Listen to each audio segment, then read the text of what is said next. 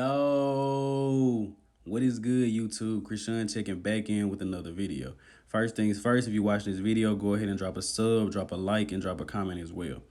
As you can see in our first story of the day, we have an update from Nathan DeAsha, and this was actually posted yesterday. And he was like starting point, so I guess he's really about to lock it in now and prepare for the Mr. Olympia.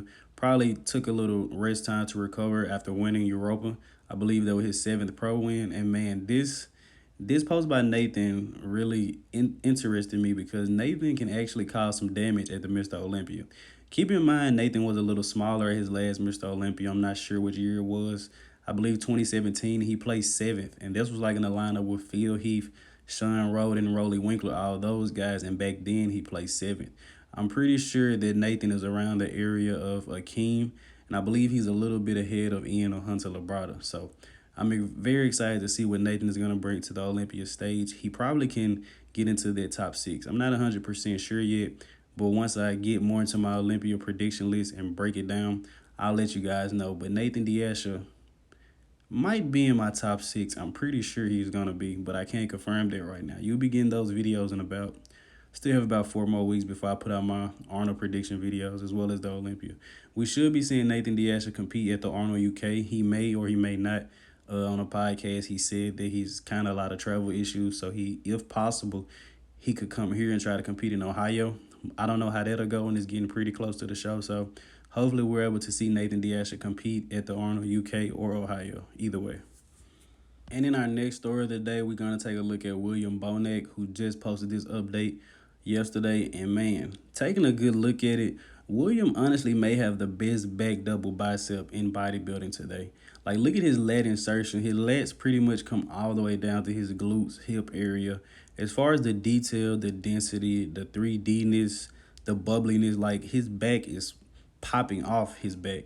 And not to mention the glutes, the hamstrings, and the calves. Like, he has everything. And actually, in a recent interview on Full IBI's podcast, he talked to Paul Lozon, who was one of his friends, as well as an IFBB pro judge. And he agreed as far as the density and detail, no one has this yet.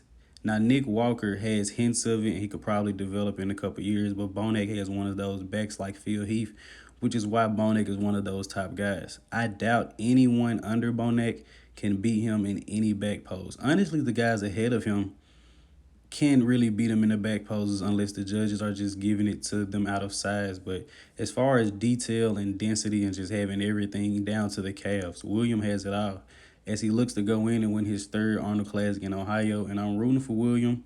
A lot of people think he's on his way out. He plans to be heavier than Olympia. He plans to bring that freak factor. So, hey, be looking forward to William Bonac winning there on the Classic. I can tell you guys that right now. In our next story of the day, we get an update from Sergio Oliva Jr. A lot of people may not have this update because it was posted on his story, and Sergio said a while back he posts all of his major updates on his story so his real supporters can see him rather than the people just searching for information. They're not going to click through Sergio's 30 to 50 stories he posts today.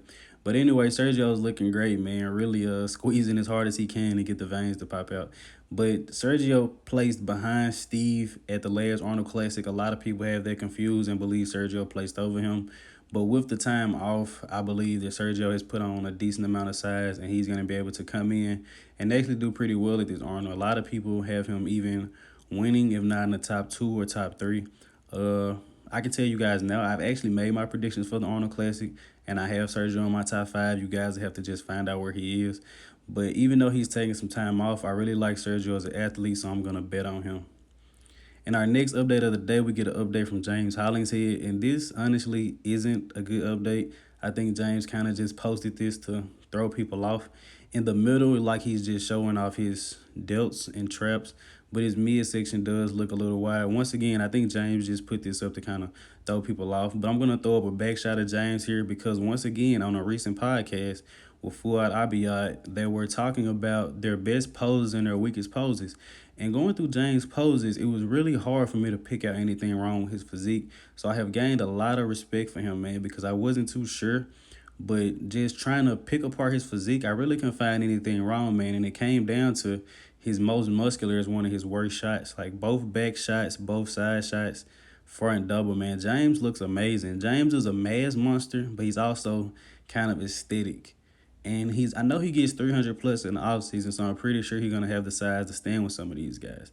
But I'm not gonna be able to bet on James until I see him next to some of these guys. And in our last update of the day, we get a physique update from Derek Lunsford, which honestly isn't much, but man, just from this angle, you guys can see the shape, you can see the V taper, the amazing arms, the separation in the quads. I'm pretty sure this is recent because bodybuilders usually do their photo shoots right after or leading up to a show because that's when they're in their best shape. So man, you guys can see here why Derek is one of my favorites, and he's actually pretty shapely, you know.